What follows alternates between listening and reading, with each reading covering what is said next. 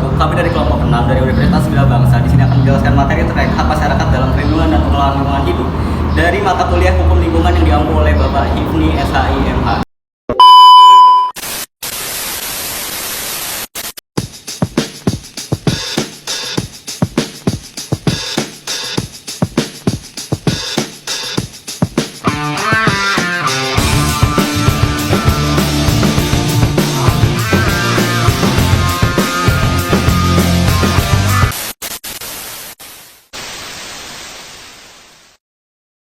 Gimana mengukurnya? Melalui dokumen-dokumen yang ada. Apakah kita berhak melihat dokumen perusahaan? Berhak. Dinas dari mana, Bapak? Informasi. Bukan dinas dari mana. Warga, sebagai warga negara. Kuasa hukum dari warga. Bapak tidak mengerti soal itu. Bapak tidak mengerti. Kalau Bapak keberatan atas semua pertambangan di sini, silakan ajukan gugatan ke pengadilan. Tidak bisa begitu, Pak. Tidak bisa begitu. Berarti intinya bahwa PT ini per hari ini itu tidak mampu memperlihatkan kepada warga dokumen lingkungan hidup. Bicara patut kami menduga aktivitas yang dilakukan ini adalah aktivitas yang tidak berdasarkan dokumen lingkungan hidup. Kalau ada, tunjukkan kepada Iya warga. Pak, mana Pak? Tunjukkan saja. Saya Iya, bilang kalau tadi, tidak berhak. dengar dulu. Ya. Saya minta Bapak izin dari dinas yang bersangkutan. Bukan. Baik teman-teman semuanya, di sini saya akan menjelaskan terkait hak masyarakat atas lingkungan hidup. Itu diatur dalam berbagai undang-undang di Indonesia. Nah, yang pertama ada Undang-Undang Dasar 1945. Hak atas masyarakat atas lingkungan hidup itu diatur dalam pasal 24H ayat 1 yang berbunyi setiap orang berhak hidup sejahtera, lahir dan batin, bertempat tinggal, dan mendapatkan lingkungan hidup yang baik dan sehat. Ini adalah hak asasi yang melekat pada setiap warga negara Indonesia dan menjadi tanggung jawab negara untuk memenuhinya. Kemudian dikuatkan lagi dalam Undang-Undang Nomor 32 Tahun 2009 tentang perlindungan dan pengelolaan lingkungan hidup. Nah, di undang-undang tersebut pasal 65 ayat 1 berbunyi setiap orang berhak atas lingkungan hidup yang baik dan sehat sebagai bagian dari hak asasi manusia. Nah, kedua undang-undang tersebut itu memperjelas bahwa hak lingkungan bukan sekedar fasilitas tetapi merupakan bagian dari hak dasar yang harus dijamin oleh negara. Kemudian makna hak atas lingkungan hidup adalah masyarakat memiliki hak untuk memiliki lingkungan hidup yang tidak tercemar, tidak membahayakan kesehatan, dan juga menunjang kualitas hidup secara berkelanjutan. Selanjutnya ada akses informasi dan partisipasi.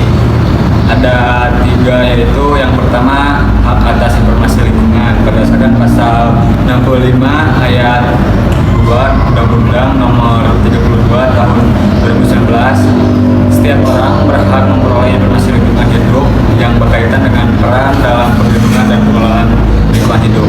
Contohnya seperti data pencemaran dan kerusakan lingkungan, informasi tentang izin lingkungan, hasil kajian AMDAL dan upaya pengelolaan lingkungan oleh pemerintahan atau perusahaan.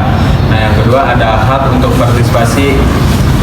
Pasal 65 ayat 3 menegaskan setiap orang berhak untuk berperan dalam lingkungan dan pengelolaan lingkungan hidup sesuai dengan peraturan undang-undang.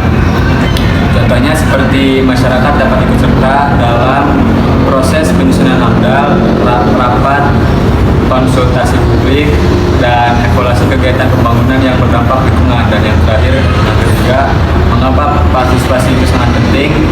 Ya, karena mencegah kerusakan lingkungan sejak awal, memastikan pembangunan sesuai kepentingan masyarakat sekitar, dan meningkatkan partisipasi dan akuntabilitas pemerintahan dan swasta. Oke, selanjutnya yaitu hak untuk menggugat dan mendapat perlindungan.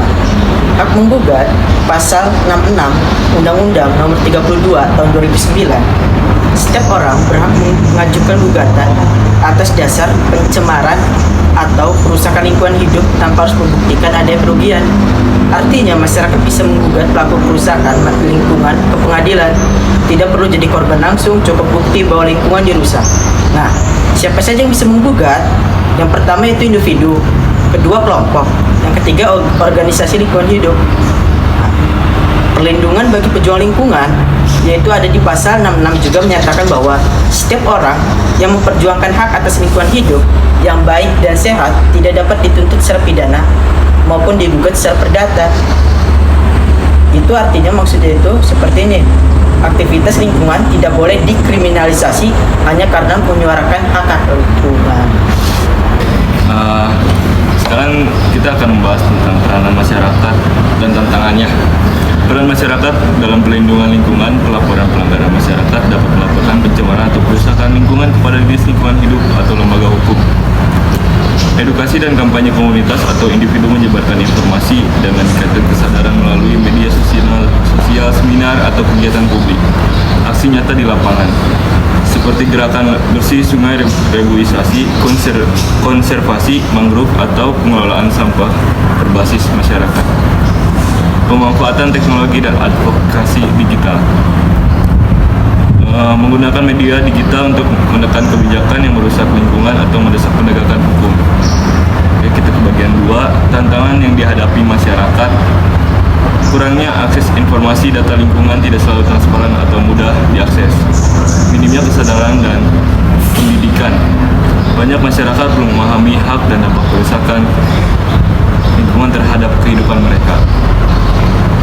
Tekanan sosial dan politik, aktivitas atau warga yang kritis terhadap proyek besar sering menghadapi ancaman kriminalitas bahkan kekerasan. Terima kasih.